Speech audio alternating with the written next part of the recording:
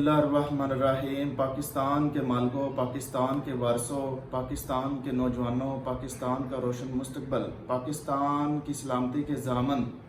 السلام علیکم۔ آج میں بتاؤں گا کہ پاکستان جو کھوکھلا ہوا ہے، پاکستان جو دیوالیہ ہو چکا ہے، انڈیا کے جو ریزرو ہے وہ 600 ارب ڈالر ہے اور ہم سے 3 گنا زیادہ بڑا ہے، اور 600 ارب ڈالر کو اگر 3 پر ڈیوائڈ کریں تو 200 ارب ڈالر بنتے ہیں۔ تو یعنی کہ ہمارے پاکستانی خزانے میں 200 ارب ڈالر منیمم ہونے چاہیے، تو لیکن 1 ارب ڈالر بھی نہیں ہے ہمارے خزانے میں۔ اگر وہ 2-3 ارب ڈالر ہیں وہ تو دبئی کا، چائنا کا، ADB کا، ایشین ڈیولپمنٹ بینک کا، سعودیہ کا، تو یا کمرشل بینکوں کا ہے۔ ہمارے پاس 0 ارب ڈالر ہے۔ تو اس کے پیچھے کیا وجوہات ہیں؟ وہ 76 سالوں سے کس طرح لوٹا گیا ہے۔ تو سب سے پہلے جو سب سے بڑا ڈاکو ہے پاکستان کا، آصف علی زرداری، میں آج اس پر ثبوتوں کے ساتھ کیٹاگوریکلی روشنی ڈالوں گا کہ کس طرح وہ اوپر اٹھا اور اس نے سندھ پر قبضہ کیا، اور سندھ کو خون میں نہلا کر اس نے صدر پاکستان کا عہدہ حاصل کیا۔ سب سے پہلے آتے ہیں کہ اس کے جو والد صاحب تھے حاکم علی زرداری، وہ ایک زرداری قبیلے سے تھے، بمبئی میں پیدا ہوا ہے حاکم علی زرداری، اور جو ہے 1930 میں وہ پیدا ہوا ہے، اور وہ بھی ایک سیاسی بندہ تھا۔ اس نے 1965 میں جو ہے وہ نواب شاہ کی ضلعی کونسل سے اپنا سیاسی کیریئر کا آغاز کیا تھا، پھر وہ میئر بھی جو ہے وہ بنا تھا 1965 میں، اور فاطمہ جناح کو اس نے سپورٹ کیا تھا اور ایوب خان کے خلاف یعنی کہ لڑا تھا۔ پھر اس نے 1970 میں حاکم علی زرداری نے پیپلز پارٹی جوائن کی، اور جو ہے ایز اے فاؤنڈنگ ممبر کے طور پر ذوالفقار علی بھٹو کو سپورٹ کرتے ہوئے، تو وہ 1970 میں اسی سیاسی پوزیشن کا فائدہ اٹھاتے ہوئے زرداری قبیلے کا سردار بھی بن گیا تھا۔ پھر وہ نیشنل اسمبلی کا پیپلز پارٹی کے پلیٹ فارم سے 1970 کو MNA بنا، پھر 1988 کو MNA بنا، پھر 1993 کو MNA بنا، حاکم علی زرداری، اس کا باپ زرداری کا۔ تو اس کے بعد 2011 میں یعنی کہ یہ فوت ہو گیا ہے۔ تو لیکن اس کا کاروبار کیا تھا اور یہ کتنا امیر تھا سیاست میں آنے سے پہلے، یا اپنے بیٹے کو بے نظیر بھٹو سے شادی کرنے سے پہلے یہ کتنا امیر تھا۔ تو یہ 3 دفعہ تو MNA بنا ہے اور میئر بھی بنا ہے نواب شاہ کا، لیکن بزنس کیا تھا اس کا کہ یہ حیدرآباد میں ایک سینما ہاؤس اس نے بنایا تھا سب سے پہلے۔ کوئی امیر کبیر بندہ نہیں تھا، بلوچستان کی ایک فیملی تھی، کوئی جائیداد نہیں تھی، لیکن انگریزوں سے تھوڑی سی زمین، چند ایکڑ ان کو ملی تھی، چند مربع 3-4 مربع گالنے سے زیادہ زمین نہیں ہے، اور اس نے فلم کے ٹکٹس وغیرہ یہ جو ہے وہ بیچتا تھا۔ اس کے بعد حاکم علی زرداری نے اب سنتے جائیے گا اور شرماتے جائیے گا، فرانس میں نارمنڈے ہاؤس اس نے خریدا 724 ملین ڈالرز کا اس دور میں۔ یہ 724 ملین کتنے بنتے ہیں؟ 100 ملین ہو تو 10 کروڑ بنتے ہیں، 70 ملین ہو تو 700 ملین ہو تو 70 کروڑ ڈالر، یعنی کہ 72 کروڑ ڈالر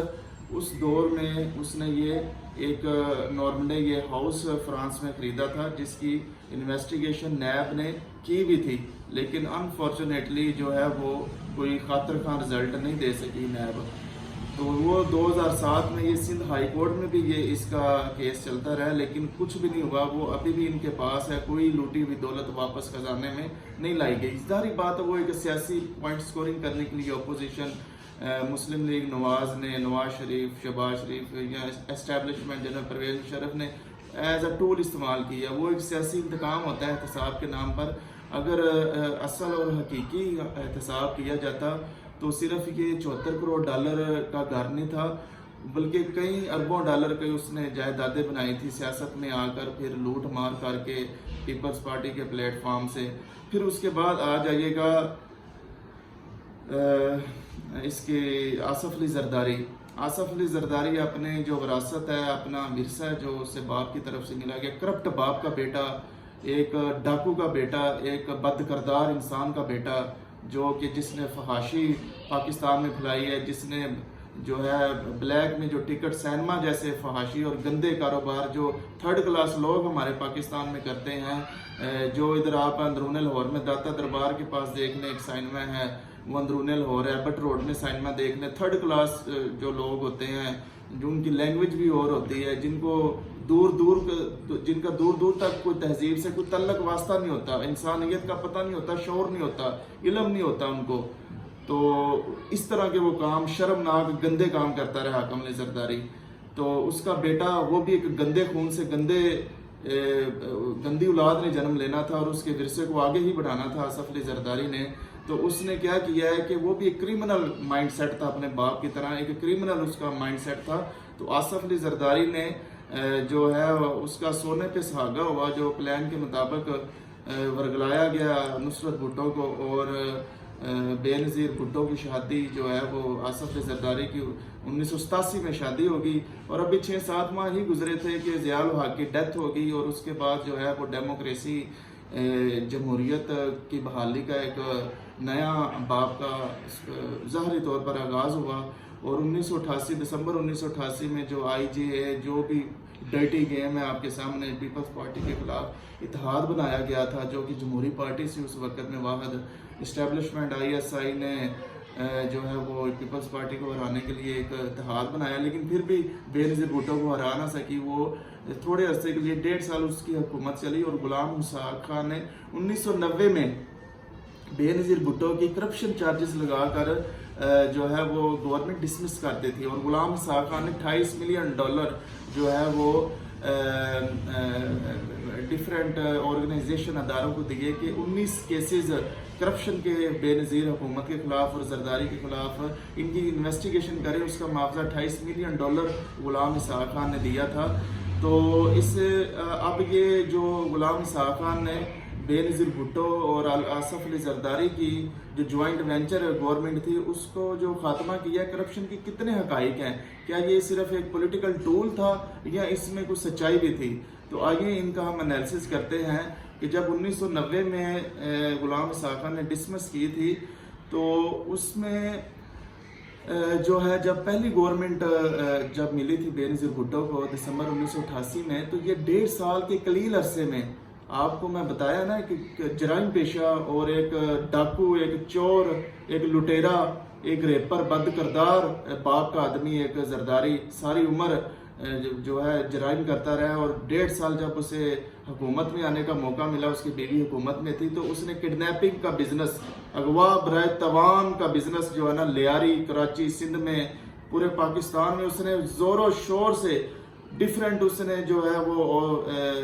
لوگ بھرتی کیے، کرائے کے قاتل بھرتی کیے، اغوا کار بھرتی کیے، ایک ادارہ اپنا ایک تنظیم بنائی اغوا کاروں کی، اور وہ لوگوں کے امیر میں جو صنعت کاروں کے، جو سیاستدانوں کے، افسروں کے، جو بھی امیر لوگ ہیں، لیڈ کلاس ہے اور غریب امیر، سب کی انہوں نے کڈنیپنگ کی شروع کر دی۔ لڑکیوں کے بیٹے بیٹیوں کی عزتوں کو پامال، چادر و چار دیواری کو پامال کرنا شروع کر دیا، اور اس کے علاوہ اس نے کڈنیپنگ کا وسیع نیٹ ورک اس نے جو پھیلایا اپنے گندے اور بد کردار اور لوٹڈ اور مجرم باپ کی طرح، اور اس نے ایکسٹورشن، اس کا استحصال بھی کرتا تھا۔ تو ایکسٹورشن جو ہے وہ ایک بہت بڑا، یہ ایک ہمارے پاس یہ اس کی جو ہے نا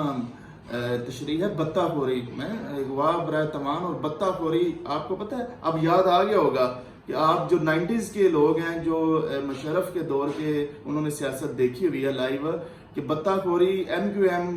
بھی بتہ خوری میں پچھلے 40 سال سے وہ انوالو ہے، اور زرداری 1990 میں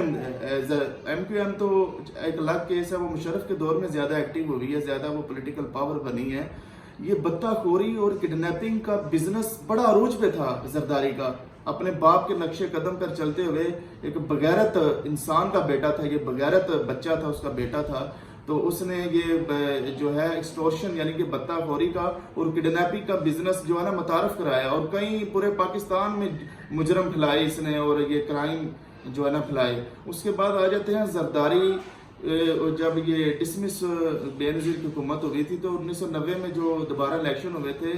تو اس کے بعد جو ہے وہ نواز شریف کی گورنمنٹ بنی تھی، تو 1990 میں پھر اس نے بھی پہلی دفعہ الیکشن لڑا قومی اسمبلی کا، تو 1990 میں یہ MNA بنا، یعنی کہ اپنے جرائم کو اور اپنے جو ہے لوٹ مار اور جو خون میں نہلا رہا تھا کراچی کو، سندھ کو، وہ اس نے اپنی پولیٹیکل جو پناہ، سیاسی پناہ حاصل کرنے کے لیے اسمبلی کے پیچھے، پارلیمنٹ کے پیچھے چھپنے کے لیے اس نے MNA کا الیکشن لڑا۔ 1990 سے 93 تک یہ رہا، 93 میں پھر نواز شریف کی گورنمنٹ ڈسمس ہو گئی تھی۔ اس کے بعد آ جائیے پھر جیسے ہی پیپلز پارٹی نے دوبارہ، یعنی کہ بے نظیر بھٹو نے 1993 میں الیکشن ہوئے، 93 میں دوبارہ گورنمنٹ حاصل کی، 93 سے لے کر 97 تک پھر یہ زیادہ مضبوط ہو کر اور زیادہ طاقتور ہو کر آصف علی زرداری جو ہے وہ بے نظیر بھٹو میں کی حکومت میں آیا، اور اس میں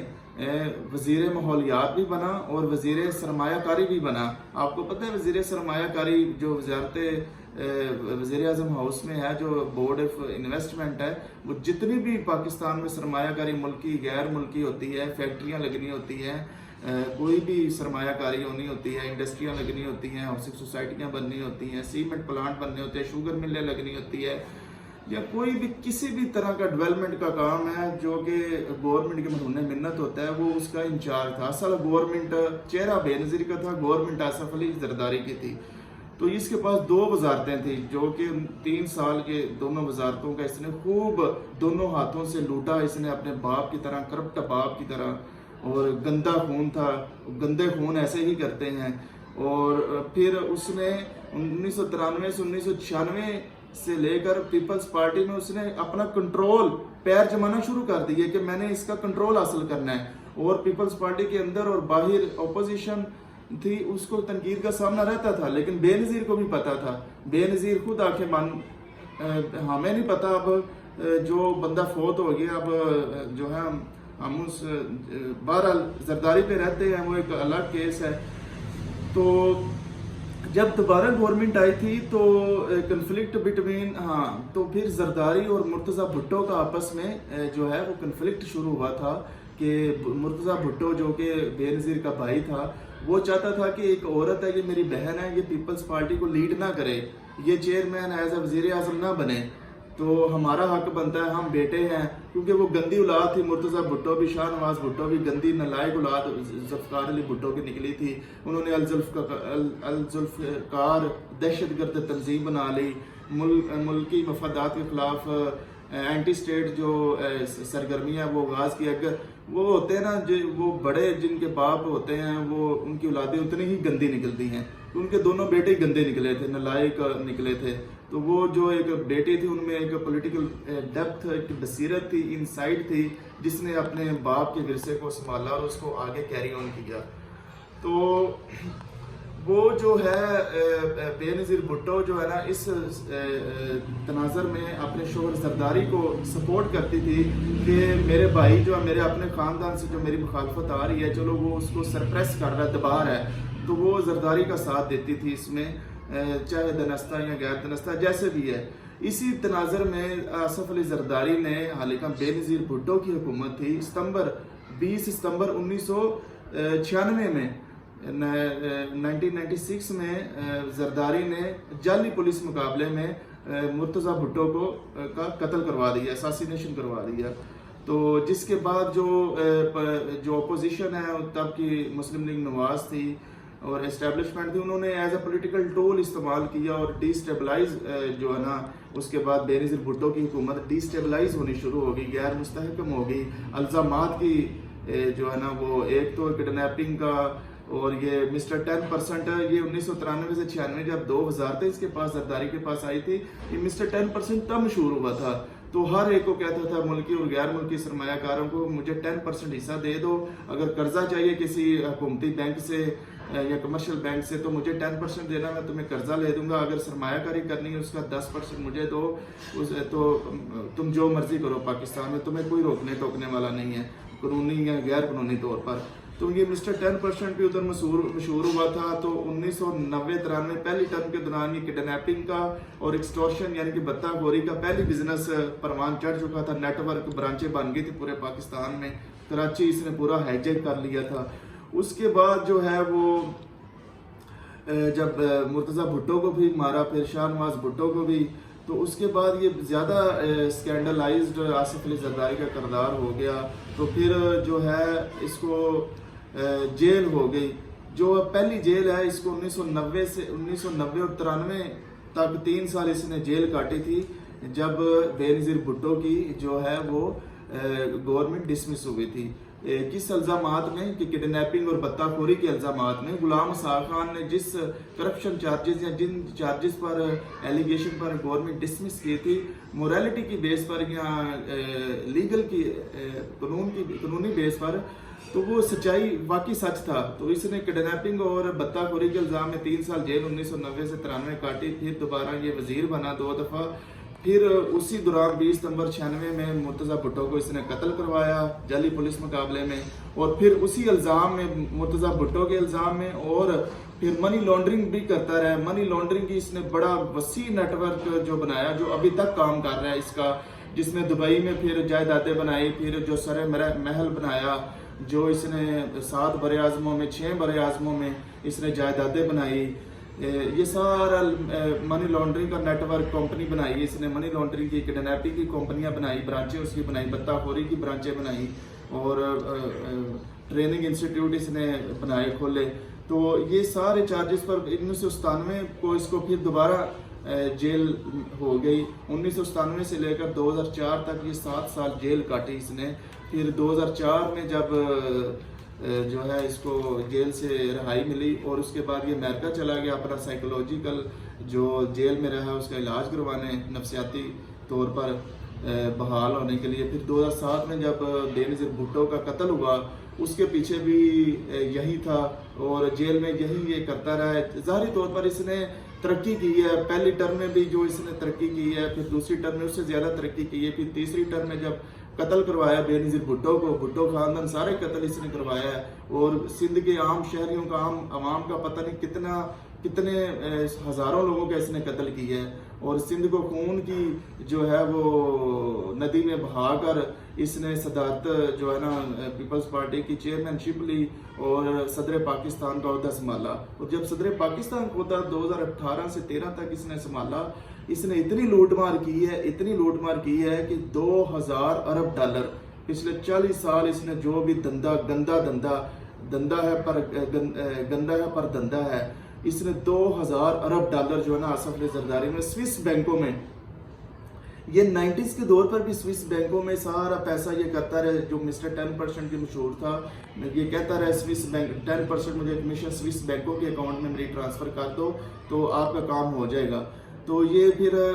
اس دوران جو چیف جسٹس تھا پاکستان کا افتخار محمد چودھری، اس نے بھی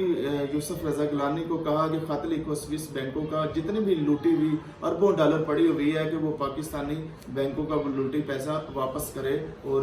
اس طرح کا کیس تھا۔ لیکن جو تھا وہ آئین میں استثناء اصل تھا۔ آئین بنانے والے کون تھے؟ ذوالفقار علی بھٹو صاحب۔ ذوالفقار علی بھٹو کون تھے؟ وہ بھی کرپٹ ایک آدمی تھے، ایک جگیردار آدمی تھے۔ انہوں نے انگریزوں کی غلامی کر کے، چاکری کر کے، ان کے باپ دادا نے ہزاروں مربع زمین جو ہے وہ انگریزوں سے لی ہوئی تھی۔ تو کرپٹ اور criminal mind set Zulfiqar Ali Bhutto سے لے کر آصف علی زرداری تک تھا۔ تو ان کو پروٹیکشن اسمبلی میں دینے کے لیے آئین بھی اسی طرح کا بنایا کہ جو چور ڈاکو یا مجرم بھی ہوگا وہ بھی صدر پاکستان یا ایم پی یا منسٹر بن سکتا ہے، وزیر اعظم بن سکتا ہے۔ تو یہ آئین ہی تحفظ دیتا ہے۔ تو یہ جو ہے آصف علی زرداری آج جو زیرو خزانہ خالی ہے، دیوالیہ ہو چکا ہے، اور بنگلہ دیش کے پاس 585 ارب ڈالر کا جو ہے وہ ریزرو ہے ان کے پاس، تو ہمارے پاس جو ہے 585 کروڑ ڈالر بھی نہیں ہے۔ تو یہ چیز اس کا کون ذمہ دار ہے؟ یہ یہی ہے، یہ آصف علی زرداری کا جو 2000 ارب ڈالر ہیں، یہ واپس اگر آ جائے جو ہے وہ پاکستان کہاں تک چلا جائے گا؟ یہ جتنی بھی یہ سارے جو نا سیاسی انتقام احتساب کے نام پر جو بھی پولیٹیکل گورنمنٹس آتی رہی ہیں ان کا ہوتا رہا، ایسا کوئی اصلی طور پر کوئی احتساب نہیں ہوا، حقیقی احتساب کرپشن کے خاتمے کے لیے کوئی کلین سویپ آپریشن کسی بھی ادارے کی طرف سے نہیں ہوا۔ چاہے مشرف آیا، اس نے نیب کا ادارہ قائم کیا ایک سیاسی انتقام کے لیے، پھر عمران خان آیا، اس نے سیاسی انتقام کے نام پر نواز شریف اور اپوزیشن کو جیلوں میں ڈالا، پھر باہر آ گئے۔ تو یہ کوئی چیز نہیں ہے. اگر کوئی واقعی کرپشن کو خاتمہ کرنے کے لیے کوئی سنجیدہ ہے نا، کوئی پارٹی سنجیدہ یا لیڈر سنجیدہ ہے، تو وہ پارلیمنٹ آ کر لیجسلیشن کرے. اب کرپشن پر کتنی سزا ہے؟ 7 سال، میکسیمم 7 سال قید کی سزا ہے. یعنی کہ کوئی لوٹی ہوئی رقم بھی واپس نہیں آئے گی، کوئی جائیداد بھی نہیں وہ واپس لیں گے، اور نیب کا بارگیننگ ہے، کوئی 1-2% لے کر آپ چھوٹ جائیں. وہ بھی چھوٹے جو چور ڈاکو ہیں، چند کروڑ جنہوں نے لوٹا ہے، اور جنہوں نے اربوں ڈالر خربوں ڈالر لوٹے ہیں آصف علی زرداری جیسے لوگوں نے. ابھی میں نے انشاءاللہ اگلے پارٹ میں بتاؤں گا کہ 2008 سے لے کر 2023 تک 15 سال جو سندھ میں گورنمنٹ رہی ہے، آصف علی زرداری نے یہ 15 سالوں میں کتنا اور کیسے لوٹا ہے، اور کیسے اپنے فرنٹ مین ویس مظفر ڈیبی، یونس ڈاگا، اس طرح کینیڈا سے، USA سے کیسے حکومت سندھ میں 15 سال، قائم علی شاہ، مراد علی شاہ، یہ جتنے بھی وزیر ہیں انشاءاللہ ان میں ثبوت کے ساتھ ایک کیس اسٹڈی کیٹاگوریکلی ایکسپوز کروں گا. اور میرا کام ہی انشاءاللہ یہی ایکسپوز اور ننگا کرنا حقائق اور ثبوت کے ساتھ، کسی تعصب کے بغیر. اور انشاءاللہ جو ہے وہ یہ جہاد ہے، اور جان کا مالک اللہ تعالیٰ ہے، زندگی اسی کے ہاتھ میں ہے، عزت ذلت بھی اسی کے ہاتھ میں ہے. تو یہ ہے آصف علی زرداری کی جو ہے نا غضب کرپشن کی عجب کہانی ہے. تو اس پر کئی فلمیں بھی بن چکی ہیں. اب زلمے خلیل زاد نے بھی کہا ہے کہ یہ مسٹر 10% ہے. اکونومسٹ جو UK کا ہے، وہ ان کا ایک جریدہ، اس نے بھی کہا ہے. تو باقی انشاءاللہ جو ہے یہ ایک لمحہ فکریہ کہ اس طرح کے لوگ جو ہے وہ پاکستان کی پولیٹکس میں ہیں اور ایوانوں پر قبضہ کیے ہوئے ہیں. اور یہ مقبوضہ پارلیمنٹ، اسی لیے میں کہہ رہا ہوں کہ یہ مقبوضہ پارلیمنٹ ہے. جیسے حاکم علی زرداری کی وراثت کو زرداری نے چلایا، پھر اس کی اب بلاول زرداری چلا رہا ہے. مجھے اجازت ہے، اللہ نگہبان.